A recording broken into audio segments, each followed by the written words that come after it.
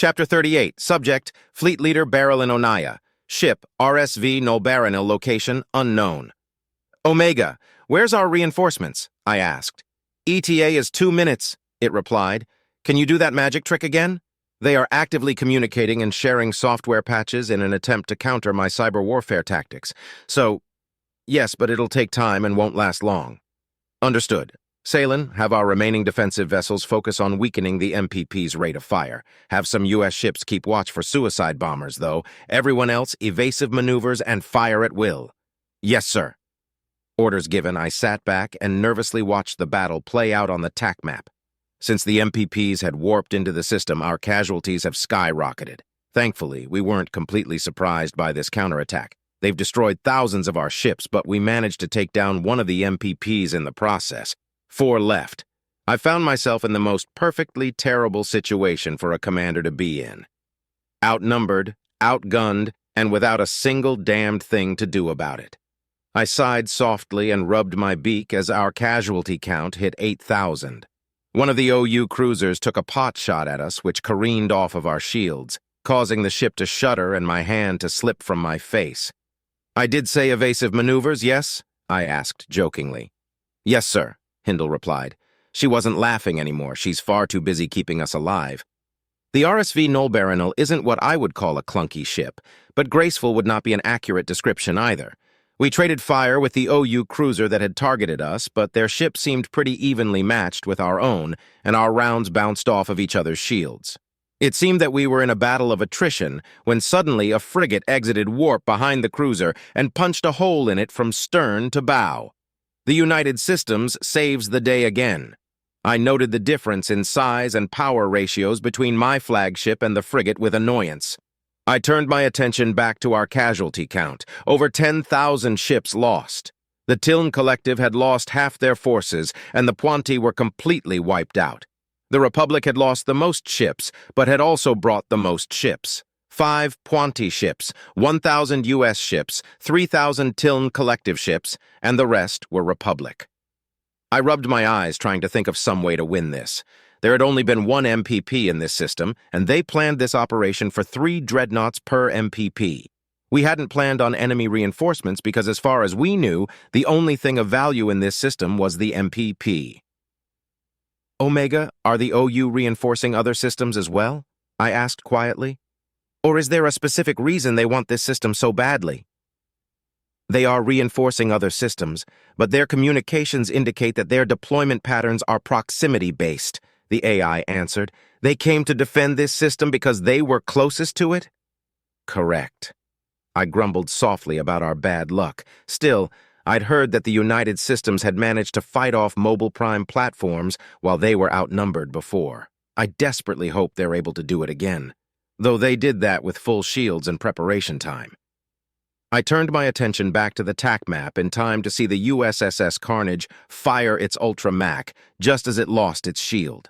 I watched the shell impact an MPP and split it apart. Only 3 MPPs left, but the situation isn't looking good for the Carnage. Thankfully for us, Omega had quickly intervened when the dreadnoughts were about to begin preparing for warp. I'm not an engineer, so the details elude me, but it's one or the other with the Ultra Mac and the FTLD. If the Ultra Mac is charged, the FTLD can't be. The reverse is true as well.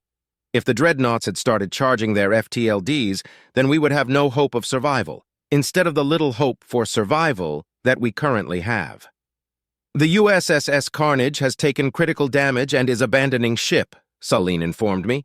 Have some frigates start grabbing their escape craft, I ordered. We can't leave them sitting out there with all this going on. Yes, sir? Moments later, the marker for the Carnage disappeared and its name was added to the casualty list. 3 Mobile Prime platforms against 2 United Systems dreadnoughts.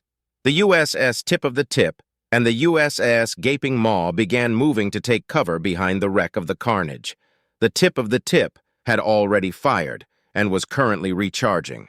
The Gaping Maw had fired the shot that destroyed the MPP we came here for, and they're currently halfway through recharging.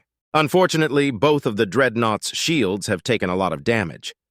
The Carnage and the Gaping Maw hadn't fully recovered their shields since the last battle. The Tip of the Tip hadn't taken a lot of fire in round 1, but was currently being battered. The gaping maw had shielded the carnage earlier, but the enemy reinforcements had warped in from the opposite direction, which had put the carnage directly in their sights. It was pure luck that they were able to get a shot off when they did. "Reinforcements inbound," Omega said calmly. 20 seconds. The AI's calmness did not provide any reassurance. If anything, it pissed me off. Of course it can be calm. It's not as if it's going to die here. This copy of it will, but it has dozens more, maybe even hundreds. But we only get one body, one life. And so many of these lives were currently being lost, and so many more would be lost in the next 20 seconds. I recognized my visceral rage as being stress-induced and pinched the tip of my beak to keep from cursing. The AI is only doing what it was trained to do in stressful situations with organics. It is important to stay calm and keep a level beak in times of duress. "The USS Tip of the Tip has taken critical damage," Celine said quietly. "They're also abandoning ship." "Wolyunvor," I swore softly. "Make sure they're picked up too. As soon as possible." "On it, sir." The USS's Gaping Maw managed to secure a position behind the wreck of the carnage, but this had caused the MPPs to focus their fire on the tip of the tip. 3 MPPs against 1 dreadnought, the exact opposite of how this was supposed to go. I swallowed heavily as the indicator for the USS's Tip of the Tip disappeared from the TAC map and joined the casualty list, knowing exactly what will happen next. The 3 remaining mobile prime platforms turned their attention toward the Gaping Maw. One of the MPPs began firing into the wreckage of the carnage, trying to penetrate the impromptu cover. The other 2 began to move around the cover, seeking a clear shot at our only remaining dreadnought. "Got him," Omega said as the 2 MPPs cleared the wreckage. "Weapons disabled." "How long?" I asked, leaning forward in my seat.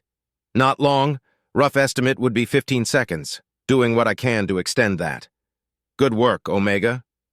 We might not lose all 3 of our dreadnoughts, but the fight is far from over. Whoever comes to our aid will have to charge their max, and anything can happen during that time." While I have mixed feelings about the United Systems' possession of such a destructive weapon, I can't help but wish it had a faster rate of fire. "Reinforcements inbound!" Celine shouted excitedly. A massive fleet of ships suddenly appeared on my TAC map. They had sent 10 dreadnoughts and too many support ships to count.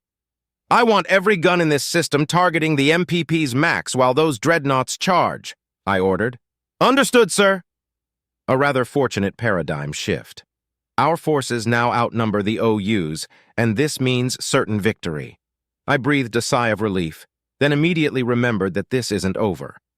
I shouldn't relax yet because there could be enemy reinforcements inbound, Omega finished my thought. ETA 1 minute. "Any idea how many?" I asked. "No, they're 2 grouped together." "Understood," I sighed. "See if we can get some more reinforcements. Salen, I want the Gaping Maw and 2 of our new friends to target the 3 remaining MPPs with their Ultramax. Have the rest save it for the incoming." "Yes, sir." The Gaping Maw had already moved clear of its cover and was targeting one of the remaining 3 MPPs. It fired, and I held my breath as I tracked the projectile via the TAC map.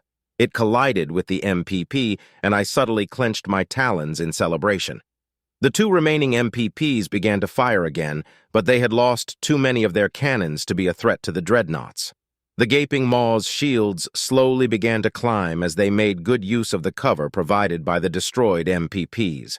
A lot of tension left my body as I watched the dreadnought's charge indicators climb. A little knot in my stomach remained, though. While the last 2 MPPs would not survive to greet their reinforcements, there's no telling how many of those reinforcements there will be. The knot remained even after our reinforcements destroyed the final mobile prime platforms. The dreadnoughts began to focus their supplementary max on the OU fleet.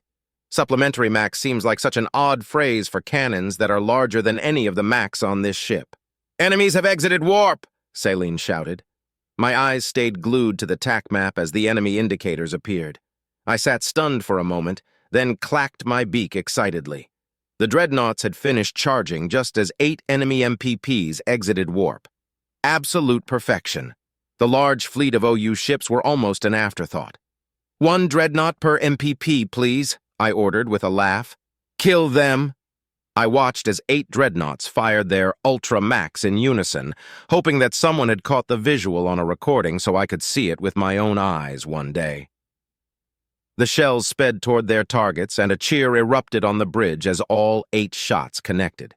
The enemy's reinforcements had been wiped out almost instantly.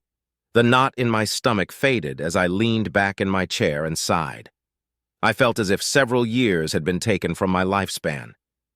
The cheering on the bridge stopped abruptly as the ship shuddered, reminding us all that we were still in a fight. "We're not done yet," I said. "Clean them up."